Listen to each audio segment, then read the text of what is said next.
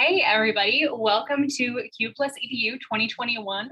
We are super excited to have you here. We've got an amazing panel lined up today. This is a conversation that's incredibly important, not just in Texas, but across the country. We're going to be talking about centering queer and trans, Black, Indigenous, and other people of color in your GSA in your school. So my name is Frederick. My pronouns are they, them. I am Out Youth's Texas Gender and Sexuality Alliance Network Coordinator. I am coming to you from Comanche, Tonkawa, Jumanos, and Coahuiltecan land, which is otherwise known as Austin, Texas. And I will be off camera for most of this today, so I'm just here for technical support. If you have questions, concerns, you can drop those in the chat in the Q&A. If the panelists share any links or websites, I'll try and drop those in the chat as well. But yeah, I will turn it over to our fabulous moderator, Onyx, to take it away. Thank you. Hi, everyone. Nice to meet you. Nice to be with you all. My name is Onyx. I use they, them pronouns, and I'm the founder of Q Plus EDU. Sorry, my computer notifications are going off. I am from Round Rock, Texas. I reside on Tonkawa land. I'm moving to Boston in a few days.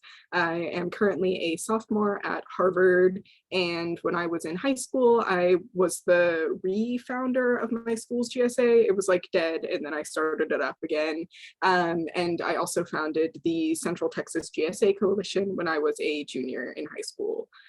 So that's my background. I'll pass it on to Grayson if they want to introduce themselves, kind of what your general GSA background is and where you're from.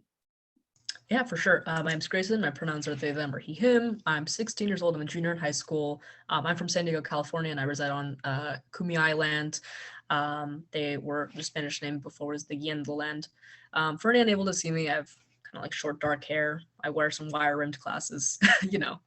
And I've been pretty involved in GSA since early middle school. I got really involved in restarting my school's GSA last year, which was actually a private Catholic all-girls school. I'm not attending there anymore, but I was a big part of their GSA last year. So that got me really involved. Gia, if you'd like to go next. Sure, thank you. Hey everyone, thanks for having me. I'm Gia Loving, she, her pronouns. I'm calling in from Maloney land, also known as the Bay Area here in California. And in terms of my experience with GSA Network, so I'm with GSAs, I work at GSA Network, which is the organization that supports GSA clubs across the nation. But also when I was in high school, I was involved with starting a GSA club. When I went to high school, who in our school didn't really have a GSA club. Also weren't really down for it. So it took a while, but we got it in eventually. And yeah, I've been involved with GSA, like I think building and organizers ever since. Thanks for having me. Thank you. Nakia?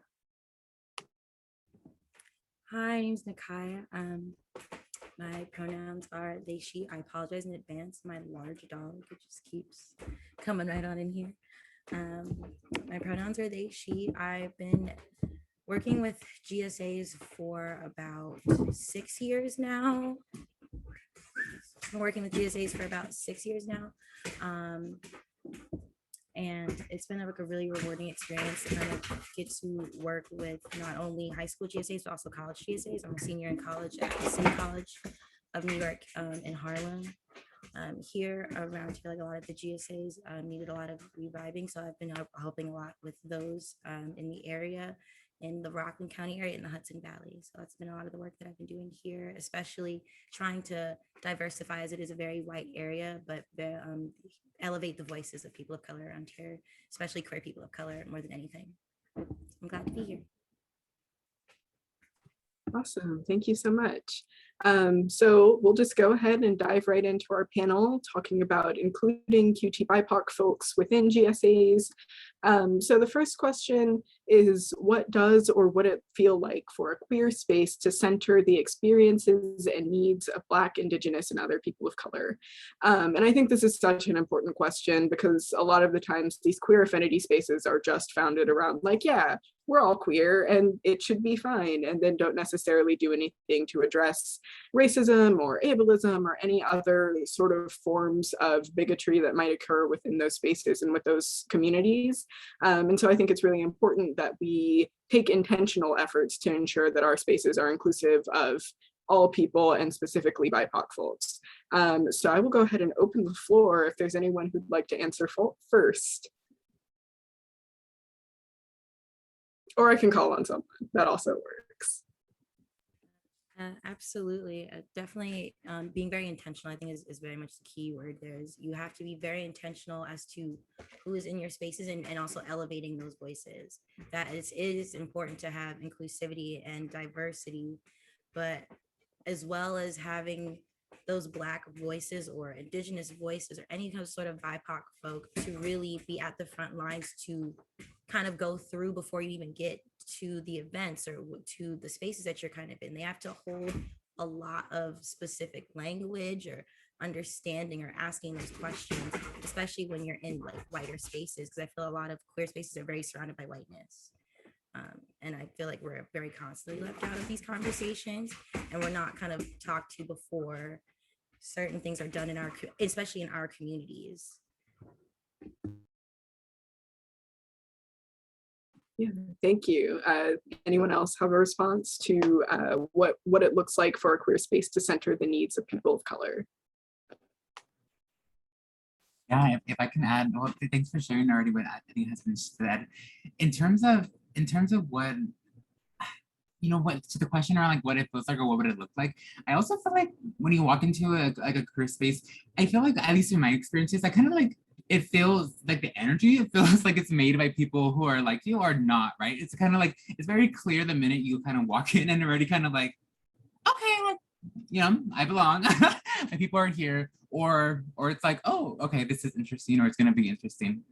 I say that because I feel like a lot of times, like the energy or the spaces that we're creating, yes, are made, based on agendas or based on like frameworks and things like that. And also I think such an important part of it is like, what is the energy or like actual commitment we're bringing forward?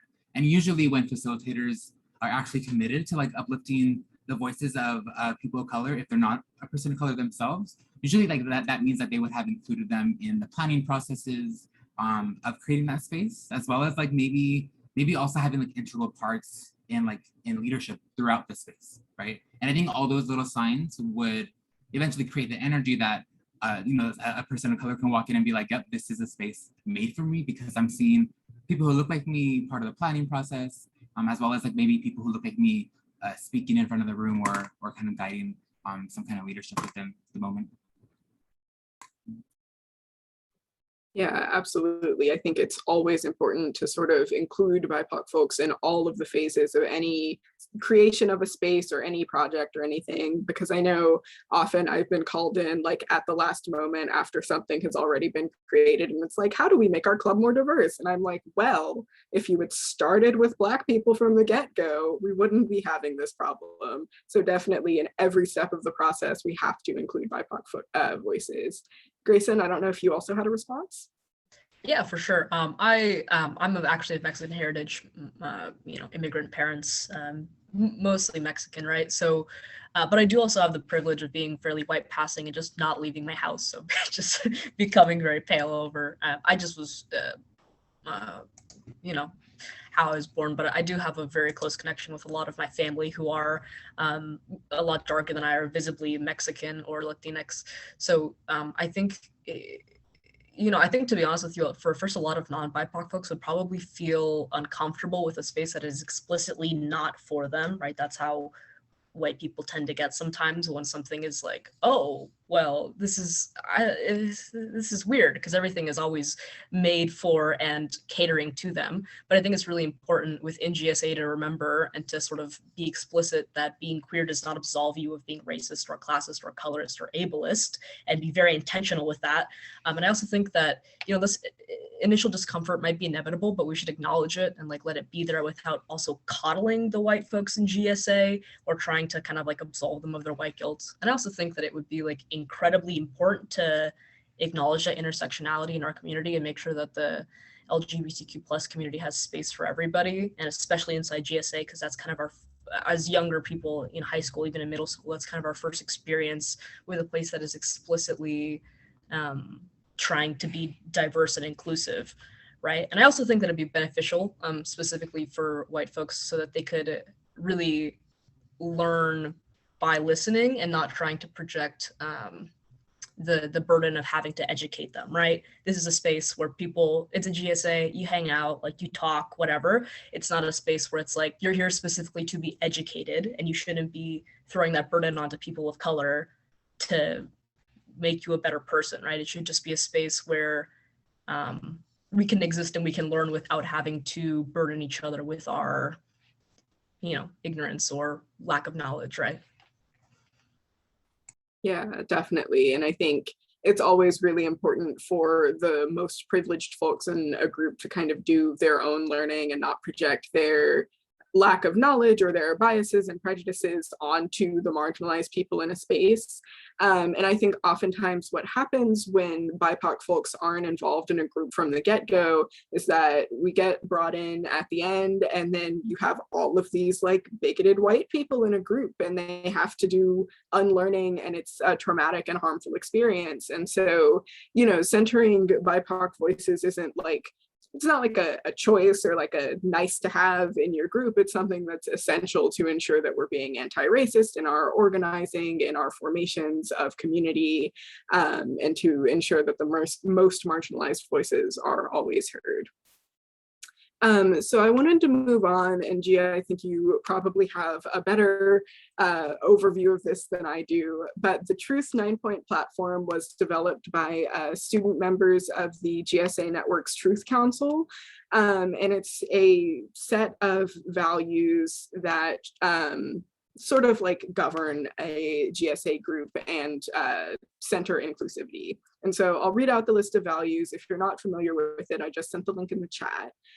So there are a list of 9 points. It's 1, we call for the right to self-determination and control of our destinies. 2, we call for the abolition of the police, ICE, borders, and the judicial system. 3, we call for an end to disposability politics and a commitment to transformative justice. 4, we call for an end of the cisgender heterosexual patriarchy.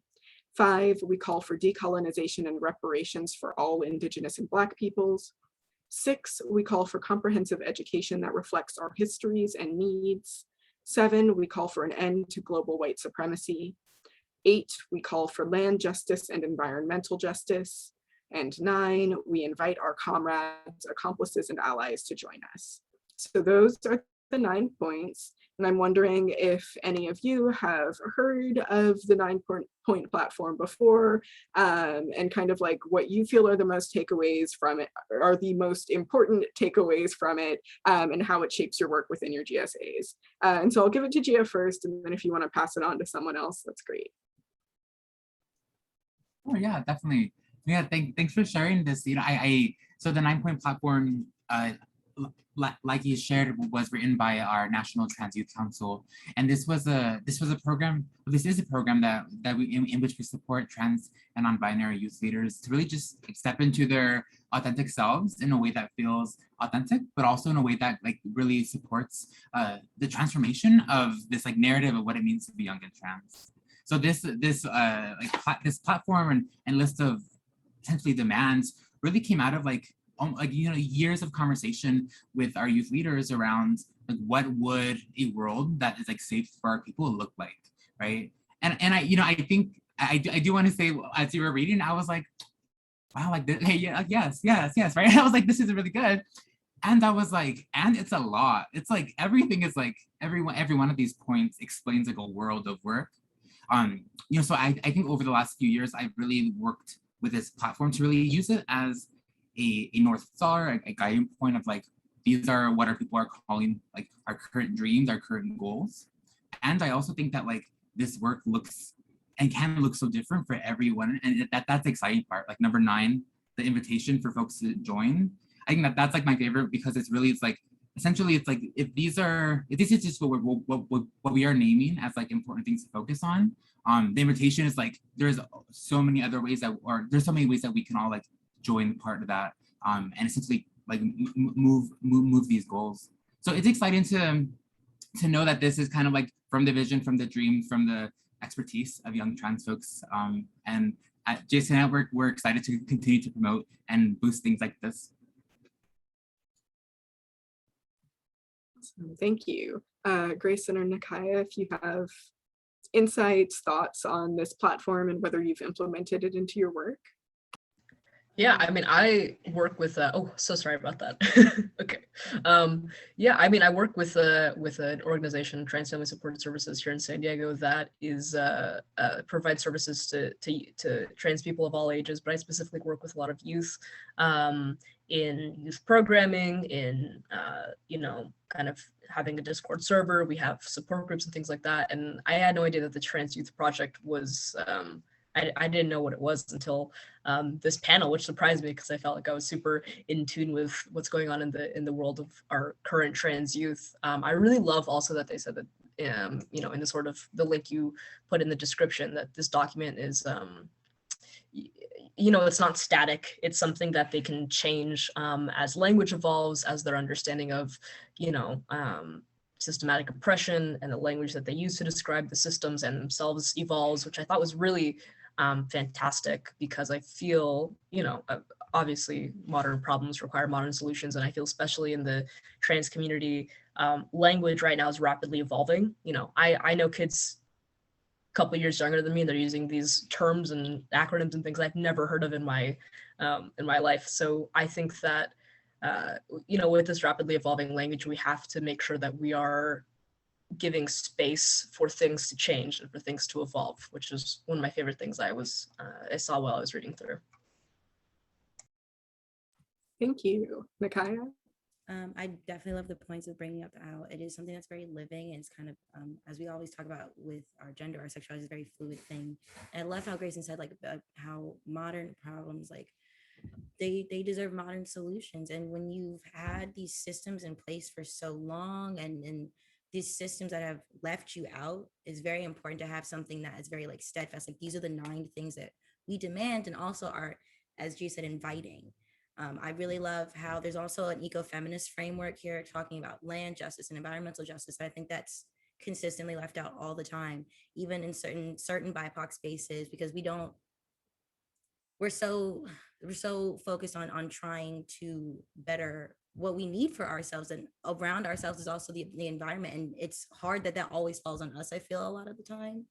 And it gets kind of misconstrued. And I think it's really great to have these like Truth 9 and the points of bringing these up, because we've been implementing on like the City College campus or in Candle and Hudson Valley, trying to make it more that we also focus on some of our Indigenous neighbors and the lands and the issues that they're having, especially within the queer communities, because there's a lot of two-spirit of like, and we don't have any support here. And I think it's really important to, as I said, like inviting them in, and really, as Gia, I think also said before, listening, like, or Grayson said before, like listening and not having to over-educate, and kind of having these as a living and not a static document to constantly be evolved and talked about, but really centering who we are and what we need to get done here, which is just absolutely amazing.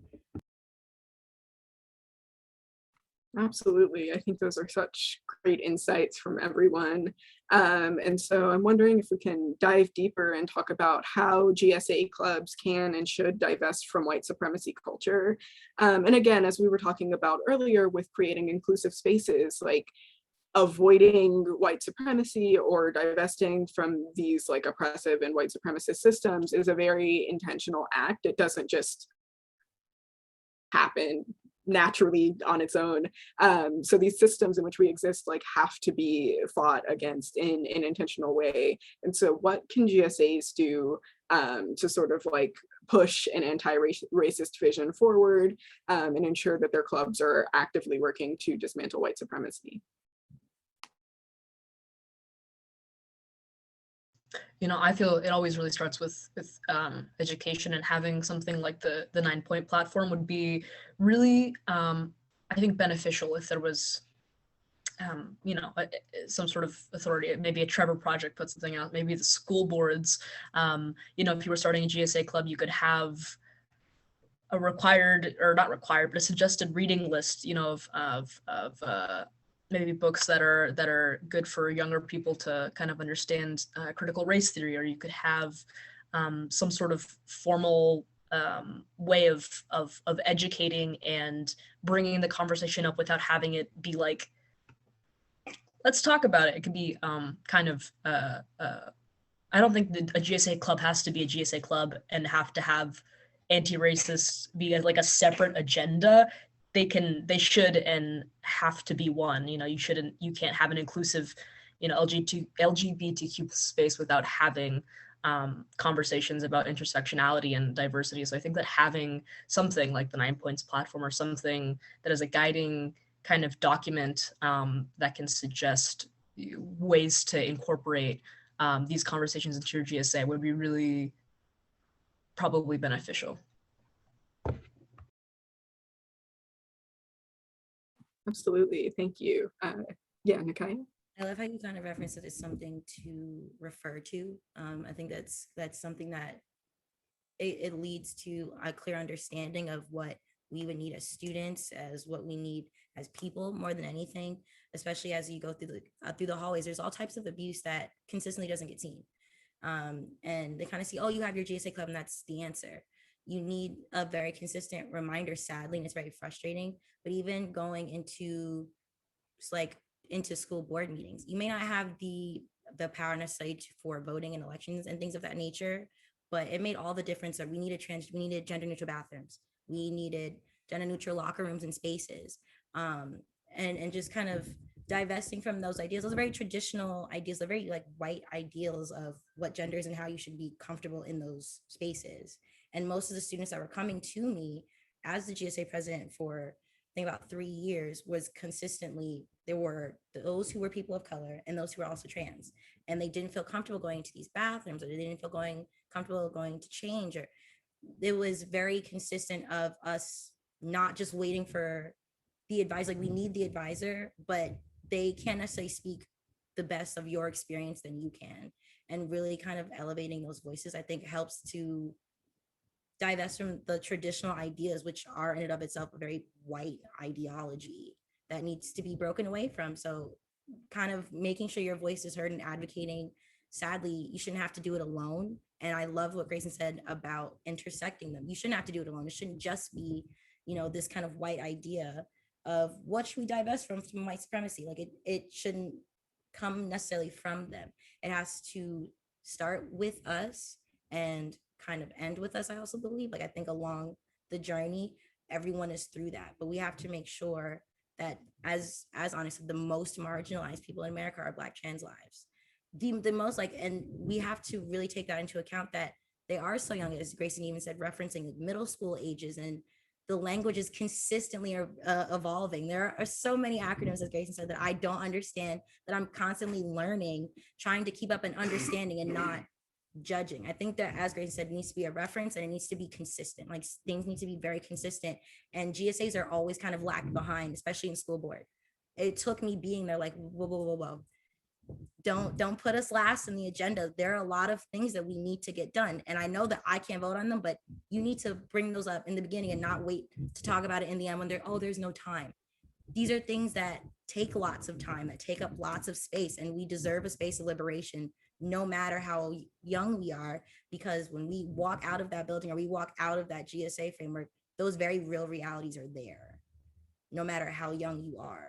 And the spaces of liberation need to be fought for, and they need to be heard and listened to, and you just need consistency. I feel like consistency is key. And sadly, as you get older, and I feel like now, obviously, like Onyx and I are in college, like, you realize like you have to be very consistent on your advocacy, even for yourself.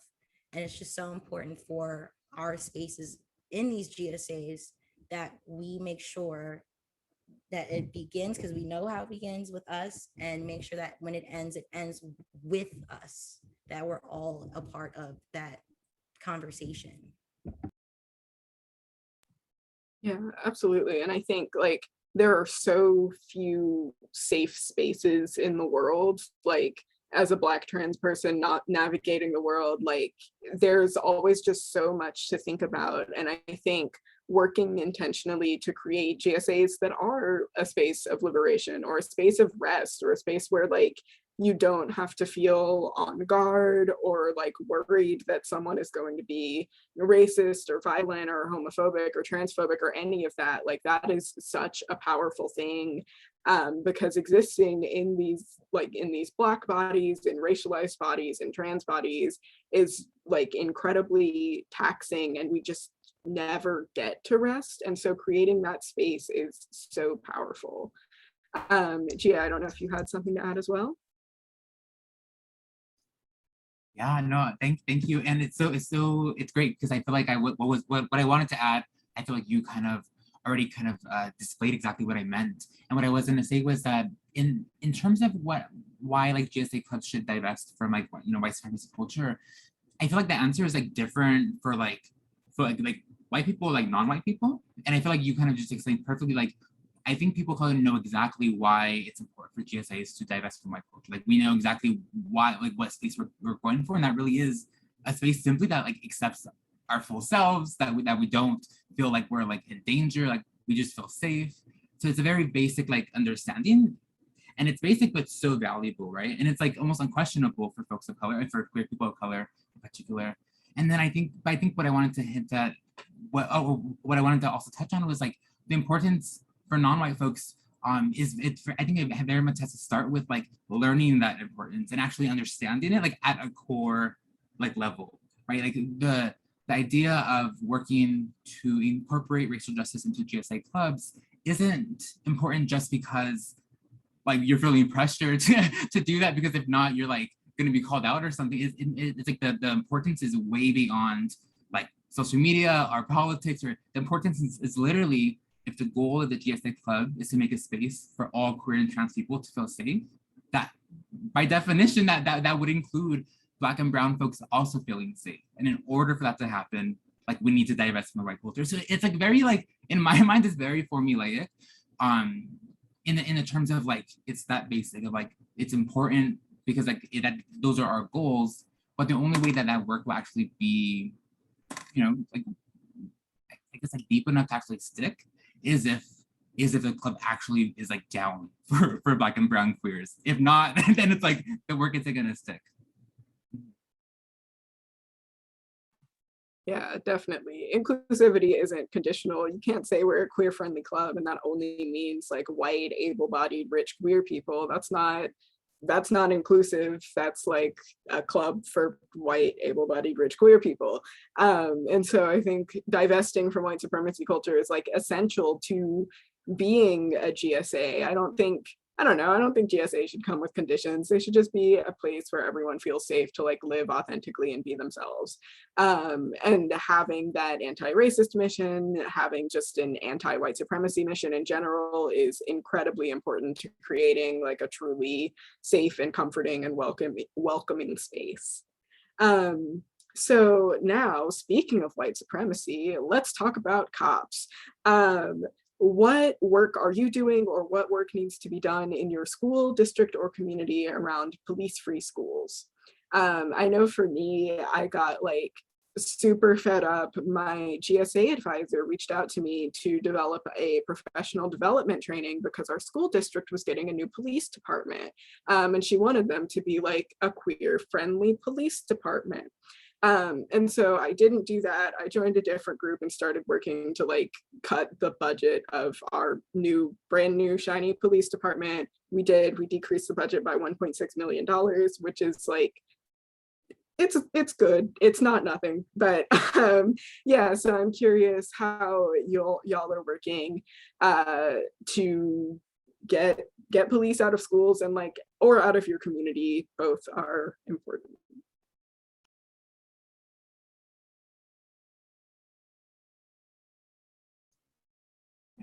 I can get us off, get us started. Thanks for the question, and also like shout out to for the work. I hear you in that like 1.6 is like so much and nothing compared to like what an investment this country makes in police. So I hear you, but also congratulate you on that work. You know, in terms of I think police through schools, thinking back to actually the 9-point platform when it was released a few years ago. When it was first released, I think as the one of the people who were supporting the youth council in writing this out, I will say like point number 2, calling for the abolition of police and like police off campuses, was a little it was a little out there, because it was like the police are so like ingrained that we think that they're a given, that we think that they've existed forever, and it makes it that like abolitionist demands are so far out there, and that's part of the work, right? Is to make it feel like they're out there when they're not really. So in terms of, I think the work that I'm supporting to like continue this movement is really just supporting that vision of young folks who like know truth, even when like the world is saying like that's not truth, right? Like supporting young folks who are making it clear, I feel safe when cops are not here. I feel safe when we have more mental health support, you know, like all these things. Supporting and believing that vision, I think, is important in the work that I'm invested in, making sure that while young folks are leading the way in kind of creating innovative ways to deal with all their needs and deal with their friends' needs, I think it's important to support that vision and kind of like shield it from all of the like unproductive messages that folks are receiving, either from folks who don't care about them, folks who are intentionally trying to hurt them, or things like that. So supporting that vision and actually making sure that folks are hearing these calls for demands and saying, young people have been saying that this is possible, and we're seeing that work come to fruition now. Absolutely. Yeah. Anyone else?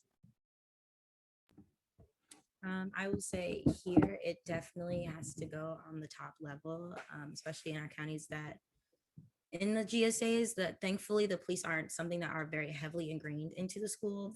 The police on the campuses are very much so there just for protection.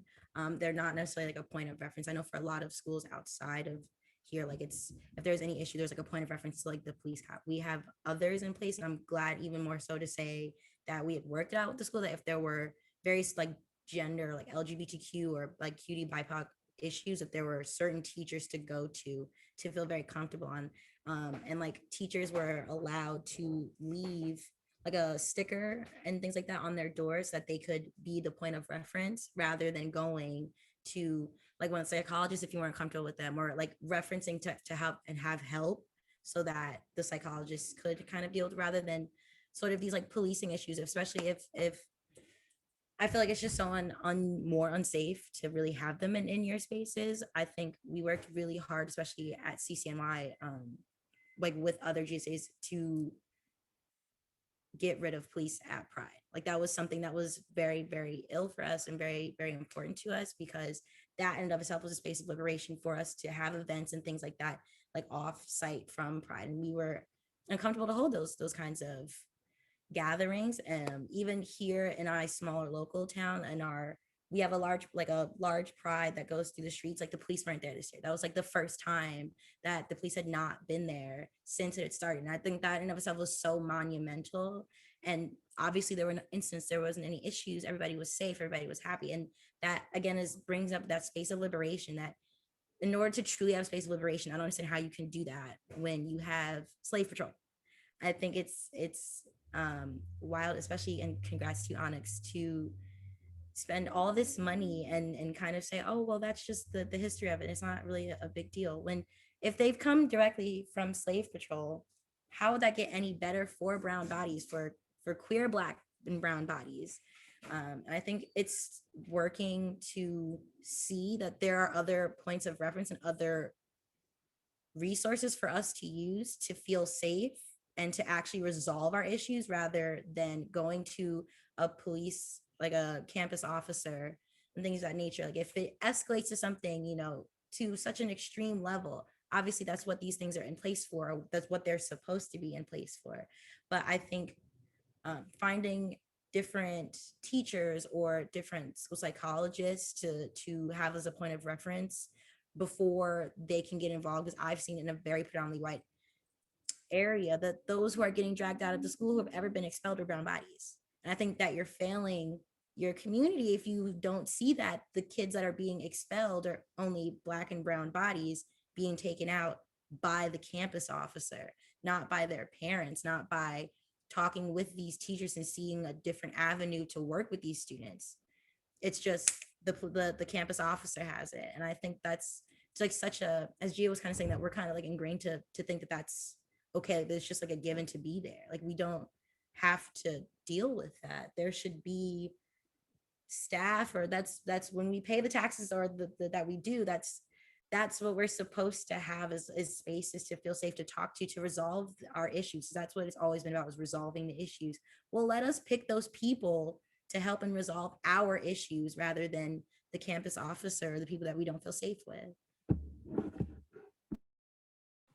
Definitely. I think it is so important to have, the police should never be the first step in any interaction. Like, I don't know, if you're at home and like your pencil goes missing, the first thing you do isn't call the police. You like ask the other people you live with, and then you figure out who took it, and then you try to get them to return it. Like, there are so many things that should happen before anyone has to interact with the police. And in schools, it's not that way. Like, someone will say a curse word in a classroom and then the police come and like escort them out, which is absolutely absurd. And it's always targeting Black and brown bodies. And so investing in alternatives to police, investing in transformative justice, in like counselors, psychologists, anything that isn't violent and that isn't like a relic of slavery is so important.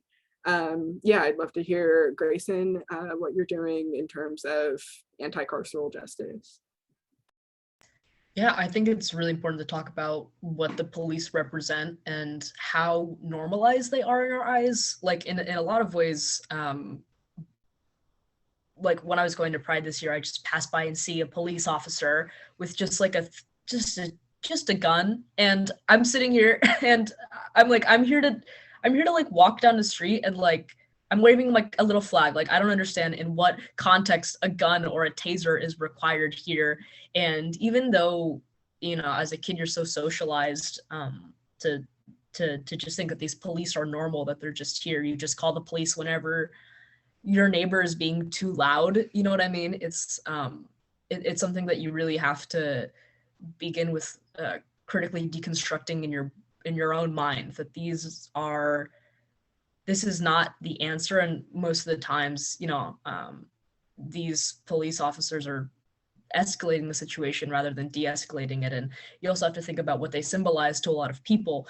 You know, a police officer to a white person is a friendly wave and, oh, you broke down, I'll let you go. It's okay, you were speeding, just don't do it again. Whereas for, you know, a Black or brown person, or especially somebody who looks visibly LGBTQ+, it could be the Grim Reaper. It could be a death sentence or a life incarceration. You know what I mean? So I think that,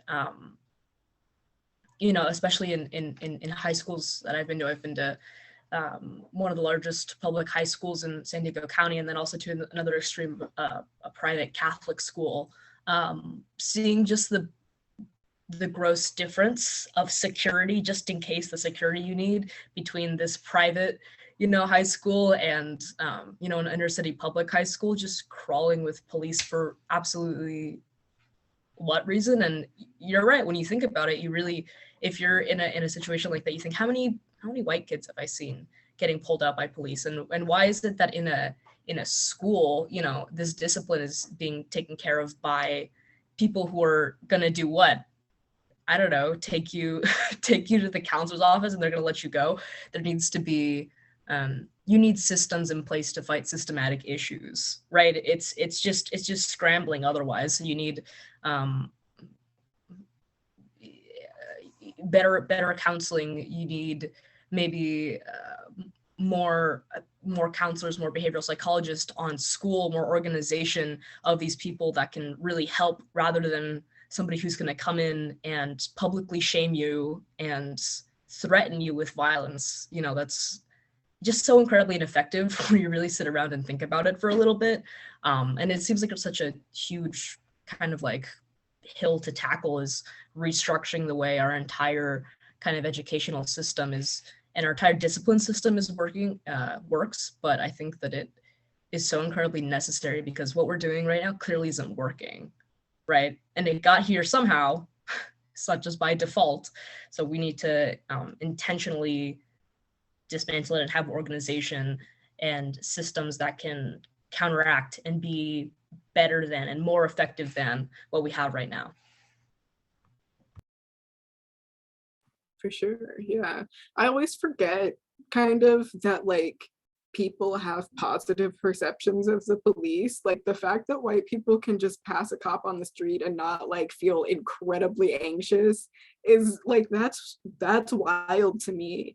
That people make decisions and think that police are going to make us safer or happier or more secure in any way.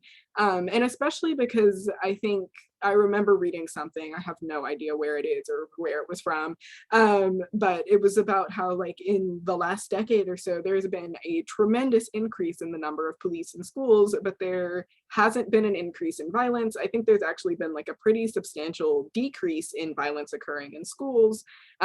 Like, yes, school shootings are a thing that occurs, but police rarely stop them or are able to intervene in time. So that's not a valid excuse. And so these decision makers are just choosing to put a violent arm of white supremacy into schools for seemingly no reason. And so like, I guess it just seems illogical. And a lot of times our school boards have like vested interests that aren't necessarily in student safety and student lives. And so I'm wondering for y'all, like what you feel having a voice or being able to vote in school board elections would look like. Because I definitely believe that like youth voices should be heard within the systems that impact us. Like we're the ones that are going to school. We definitely should have a say in these elections and in these people that are determining what our day-to-day lives look like. So yeah, I'd like to hear from y'all on what you feel about voting in school board elections. It's so crucial. I've always thought when we had talked about the gender neutral bathrooms in the locker rooms, and I was like, the fact that there are these adults that aren't even attending this aren't even in the building most of the time and aren't even interacting with any of these students. I feel like a lot of the school board usually ends up being like esteemed, like past academics who have been through the school. Like you're not even here. You're not genuinely seeing the students who are benefiting or struggling under the structures that you're putting in place or that you're voting in or out of the budget every year. I think it is so crucial that, exactly as you said, Onyx, that the people who are genuinely being affected by the system should have every right to vote in it. I think that students' voices matter just as much or even way more than anyone else's voices in the building, because it's their education. It's how can I learn best in this environment? And it's being put onto you how you should learn and how you are as a learner. When every single student is different. There are so many different learning curves. There's so many different learning styles. There is so many different aids and things that you can do for yourself, or that you shouldn't have to, that the teachers or the aides can do with you, that aren't even being brought up to the school board. That you may have amazing ideas. We may have talked about it in the building, but it will not, as UNG said, that it will not change. It doesn't. It doesn't cling on to someone to matter. We need to be the ones who are saying what's important, what matters in this building, versus the people who aren't even there. It's outrageous to me, honestly. Definitely. Like, honestly, I feel like there should be 50% student representation on the school board.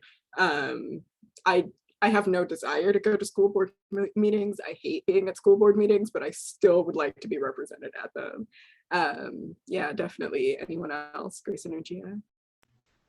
Yeah, I also wanted to say, one of the things that frustrates me most is having maybe certain teachers or adults or staff that are on board with, your cause, with maybe issues like having gender neutral bathrooms, issues with maybe affinity clubs or something that higher ups in the schools have done, and that they also have little to no power at all. I mean, a lot of the times I would come to teachers and say, this is outrageous. And they're like, I don't know what you want me to do. Like, I can't really do anything, and neither can you. Well, they wouldn't say that, but that's kind of, they wouldn't tell me you can't do anything. But really where we have is our strength in numbers, right? Like a couple of like 10 or so old academic white men, and there's thousands of kids on the campus, right? So I think that really pulling together and asserting ourselves with our numbers is what is needed in order to be heard by these people, because, you know, given their position of power in the school boards, and we can all probably guess, you know, the demographics that they are, who are running these schools, they need to see a large amount of people and see repercussions for actions that are unjust, you know. So I think that having a student and teacher representation on the school board, at least teacher representation, they're the ones that are interacting with kids every single day, that are seeing the issues, that are seeing where the budget could be adjusted. I think that they could have some real insight, and then also having students there to just hold them accountable in some ways, right? Hold the student body as sort of a measurement for how they're doing, because they should be concerned with us. And the truth is that a lot of times they aren't. So we need to fight to have our voices and, you know, ourselves represented in those spaces so that we can hold those people accountable. Definitely. Yeah. Gia? Yes, thank you so much for this question. You know, it's so funny. I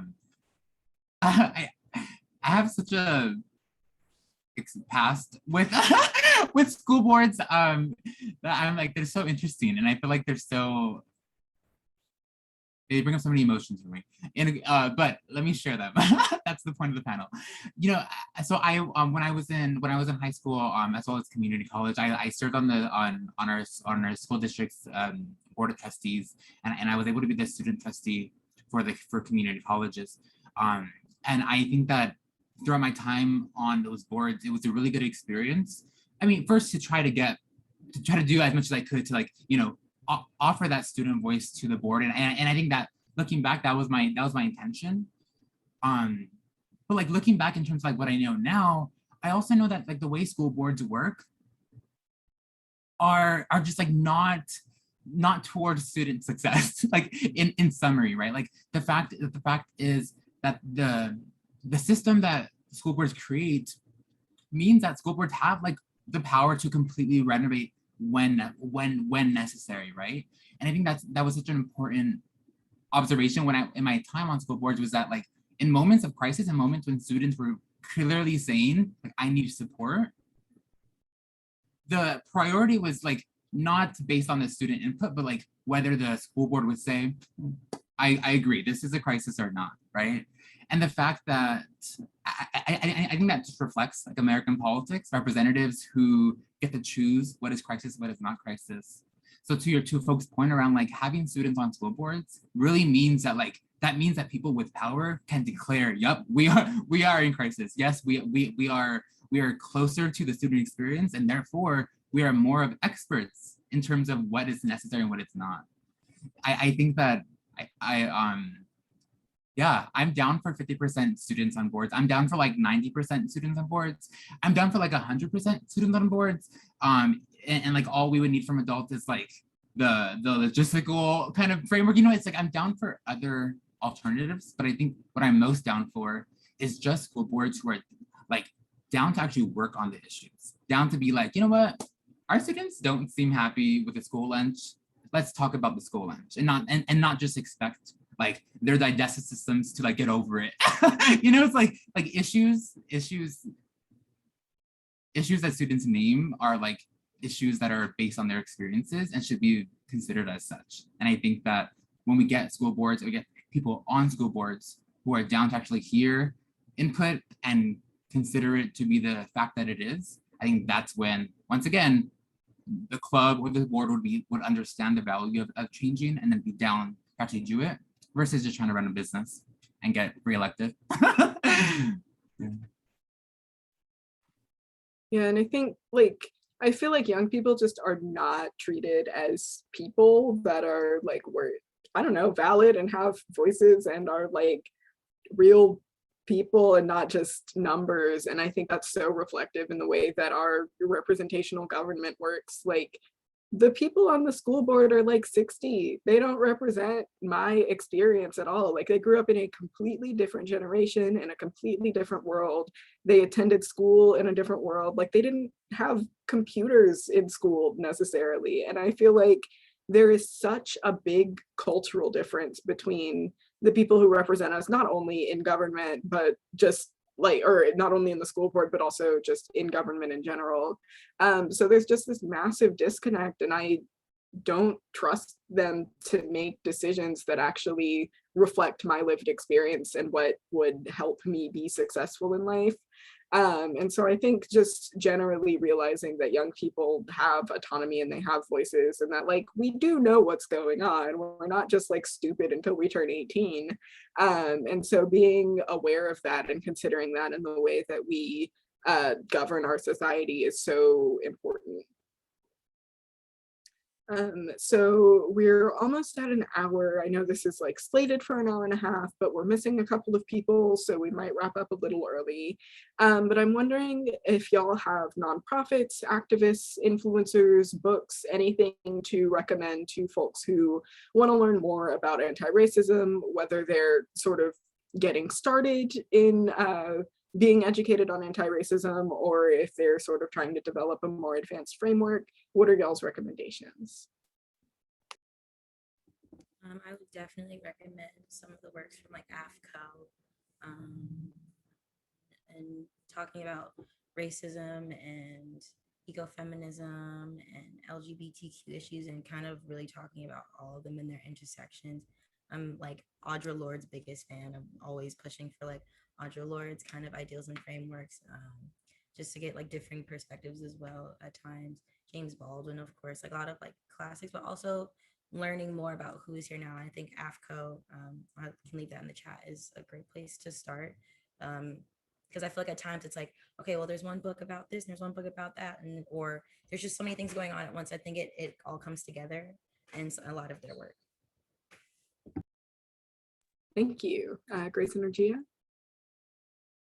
I'll say I'm a pretty big history buff, and taking classes, AP Euro classes, AP World classes, things like that, I was appalled at how little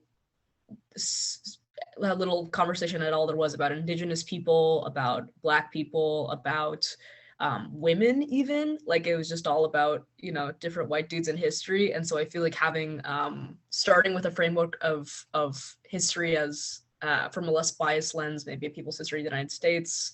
I know Gum, Germs, and Steel is a really good book that we had to read, you know, and sort of understanding the framework of history, maybe getting even more into, you know, the ignored, you know, human tragedies of you know, the genocide of Native Americans, the Trail of Tears, you know, the cross-Atlantic voyages.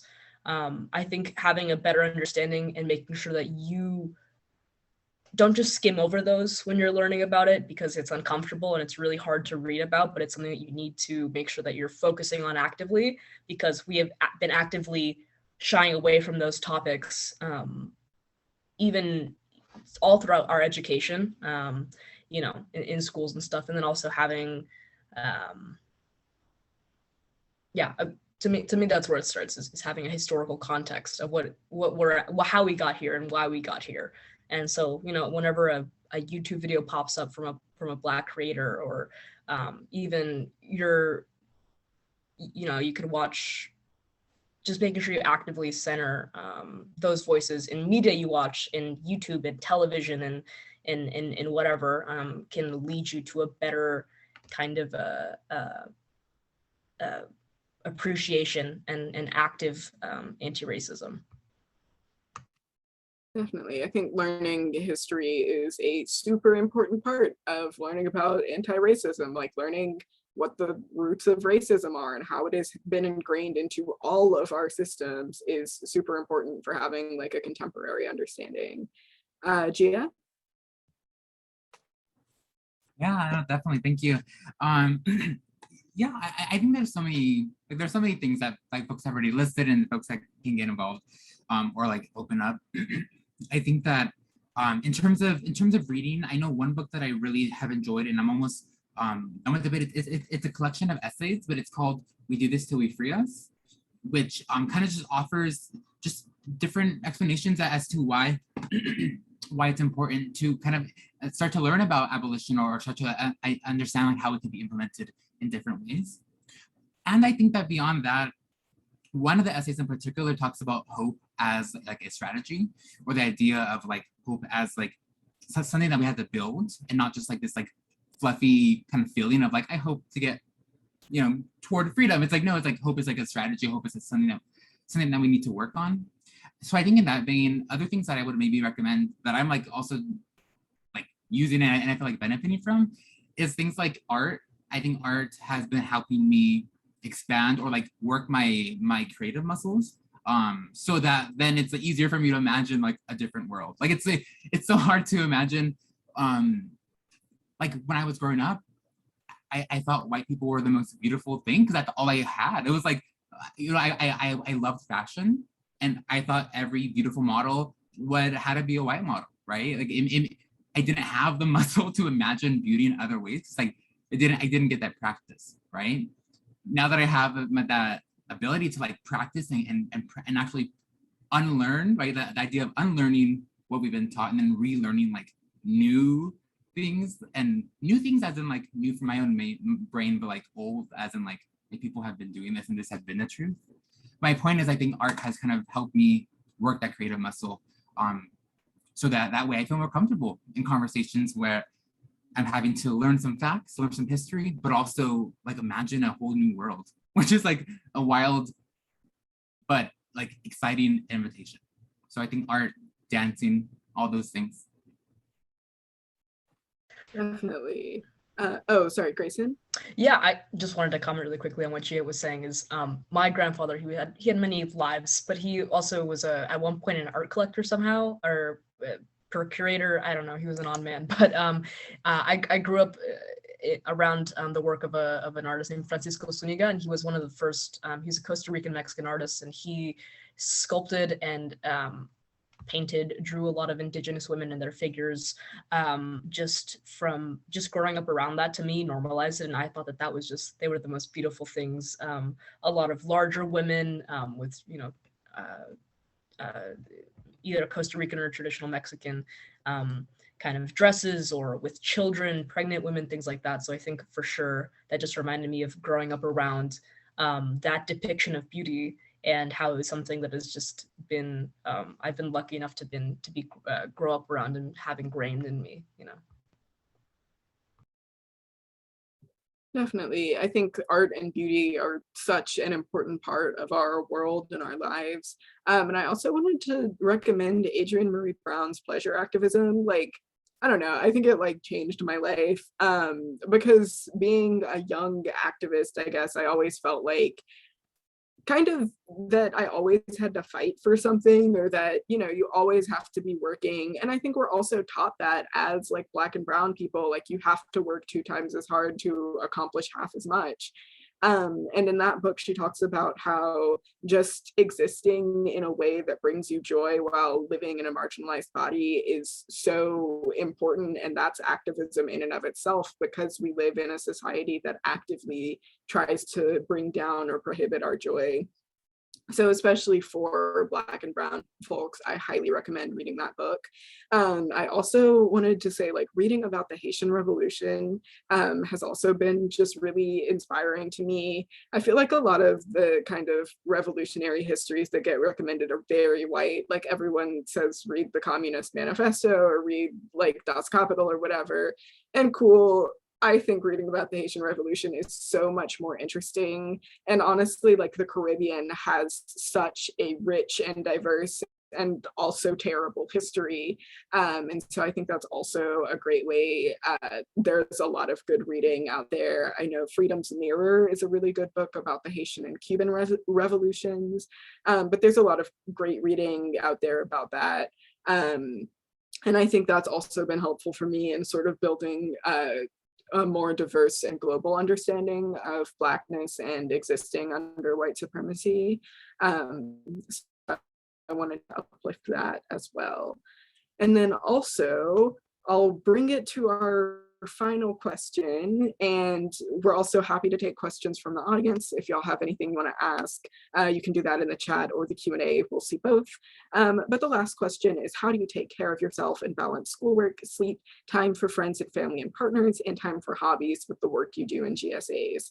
And I think this is so important. Again, being able to rest while existing in a taxing society is so important, and finding ways to intentionally take that time is essential to ensuring our well-being, our longevity, our continued capacity for work.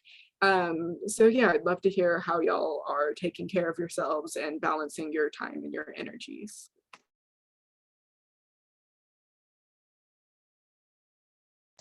Well, I know that as a trans person who's actively pursuing kind of transition and is still in a society in which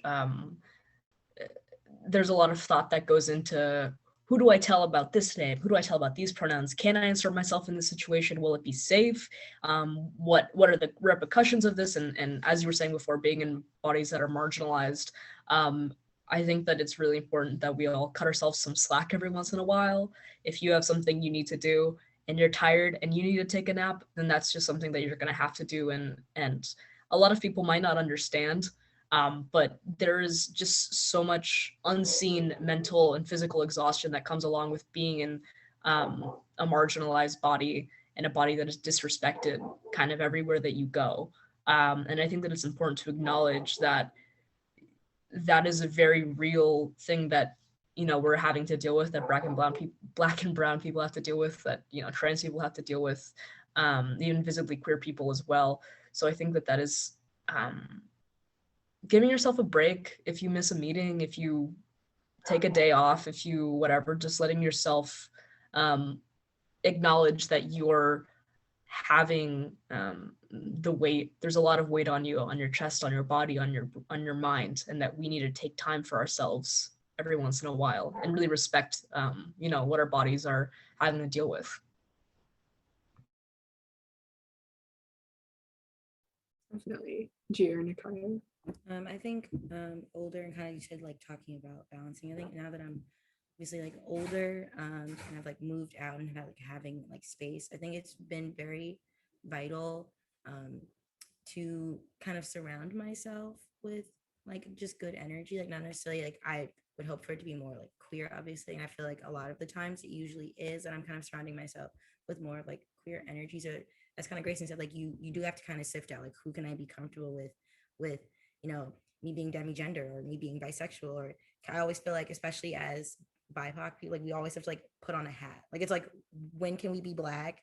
Or, you know, a person of color? Okay, when can I be queer? Because I feel like I would always feel that way when I was in high school, and I would literally like, okay, well, now I'm the GSA president, I have to like do this and kind of push my Blackness aside. Obviously I'm very Black, but I kind of have to like push that aside, and that's like a very internalized thing that I'm getting older and growing out of. Like I need to, like, obviously me just existing is a protest. Like me being alive and breathing and being out is in and of itself just a daily protest, because white society sees it as such.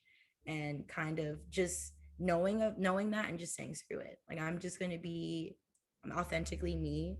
And I think kind of balancing kind of how you do your work with GSA and the people that you're with, because it's very nice. I think it's really interesting that you've brought up like a pleasure activism, because I feel like I surround myself with with advocates, with activists, because then we can do the work and it doesn't really feel like work, because we're all doing this together.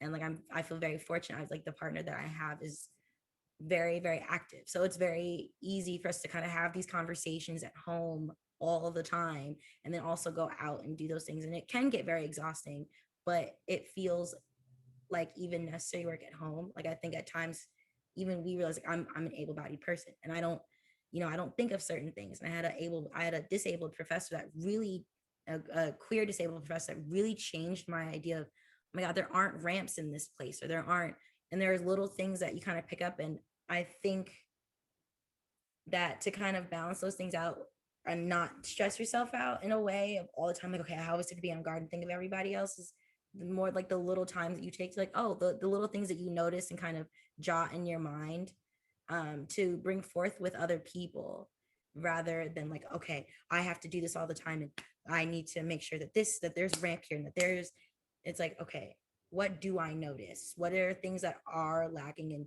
they're there and I can't change them right now at this moment, because I feel like we're very passionate when you're activists, like, I want to get this done and make sure that it's done right now. And we kind of overstress ourselves and overtire ourselves and like over anger ourselves, really knowing that sadly these things aren't overnight and they do take time, and with our consistency and with our passion, like, it will happen.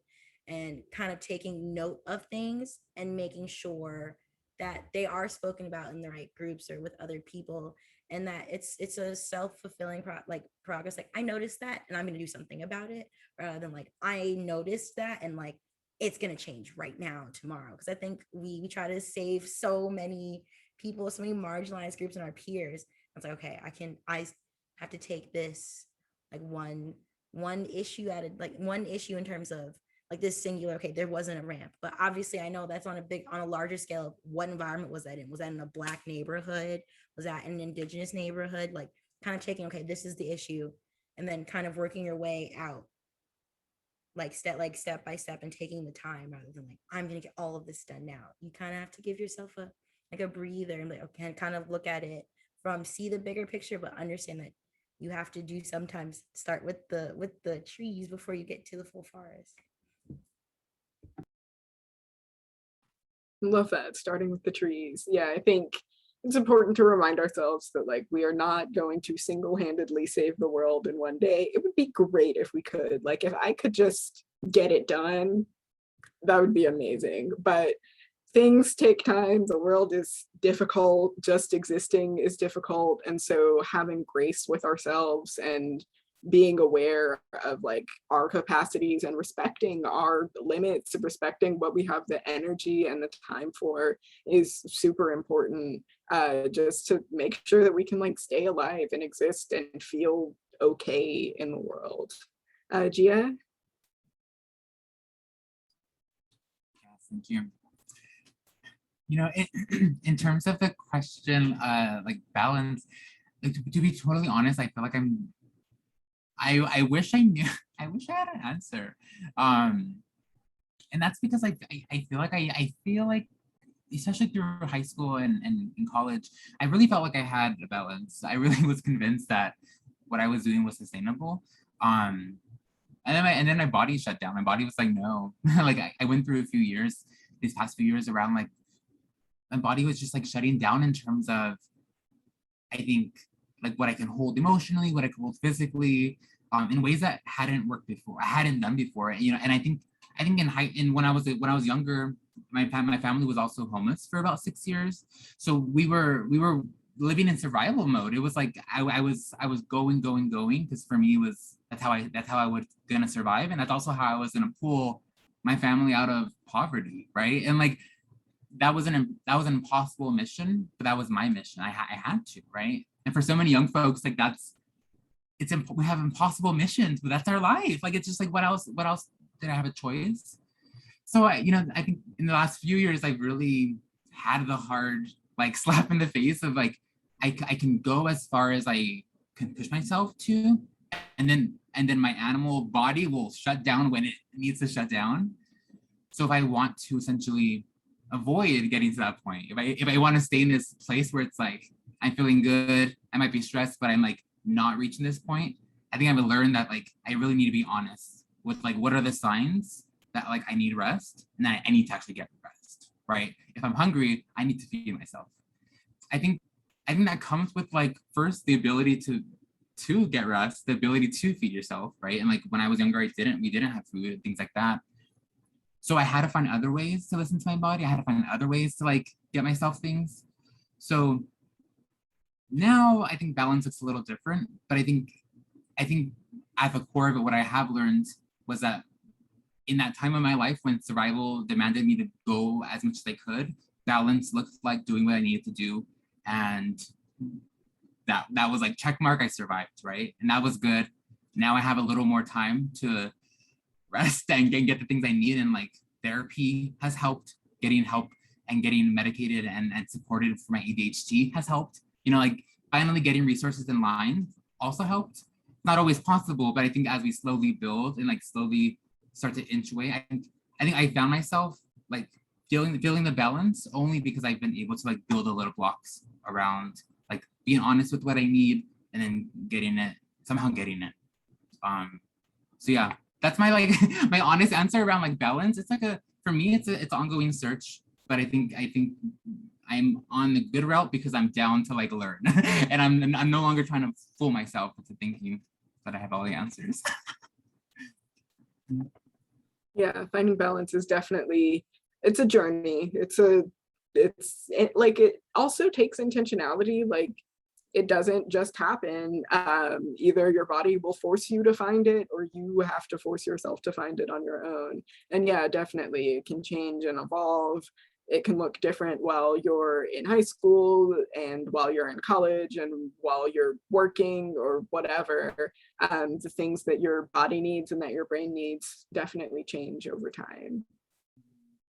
If I can add one more thing, you know, I think I love what you shared, and I feel like that kind of underlines the importance of like this community experience, because the truth that I thought I knew beforehand, I felt like folks folks who had that experience were trying to like share and get to me. And I feel like those lessons maybe didn't stick all the way, but like those lessons were there. But I do feel like that's the kind of support that we need as queer and trans people. We need folks who have been through this shit, who have survived, to like stick around and basically help others survive, right? And there has to be that room for like healing for our own time and being able to come back. But I do think there's an importance in really sharing experiences, so that way we're not acting in silos, and that way like the problems that I think are like unique to me and wild out of this world, that might be like unique to everyone else in the room, and we can solve it together. But that only happens through like getting to that point where we can trust each other and work through it. So thank you for kind of like, I think, underlining that this is an individual journey, but like we can do it collectively, and we really should. Yeah, finding that community is essential for preserving our health and just having kind of camaraderie. And I think especially for queer and trans folks, a lot of the times our family isn't necessarily that community. And so it can be important to find that elsewhere and to find people that you do feel safe and authentic around. For example, a GSA that has been created as a liberatory space where you can exist and commiserate with other people who are going through similar experiences in marginalized bodies. So on that note, with that sort of full circle thing, I didn't see any questions coming through the chat or Q&A. So Frederick, if you want to wrap us up. Thank y'all so much. Honestly, I know I shouldn't pick favorites, but this has been like the most energizing conversation we've had this whole Q+EDU so far. I am super, super grateful for all of you sharing your time and your wisdom and your brilliance and your vulnerability with us. Yeah, we're super indebted and grateful to you. And we would love to invite y'all to join us tomorrow for our special Saturday session. It's going to be at 1 o'clock Central Time. It is learning from African LGBTQIA+ leaders. We've got folks joining us from Egypt, Cameroon, Tunisia, South Africa, and Zimbabwe. So we're really excited about that. And then next week is our last week of Q+EDU 2021. We've got a session on Tuesday. It's a chat with non-binary elders. Wednesday, we've got Bring Pride Week to your school district, because we know not all school districts in Texas or in the country have Pride Week. Thursday is Sex Ed Q&A round 2, and we close out on Friday with our conversation with Texas local organizations on advocating for LGBTQ+ folks with your elected officials. So we would love to have y'all join us for any or all of those. Thank you all so much. This has been absolutely spectacular. Bye, y'all.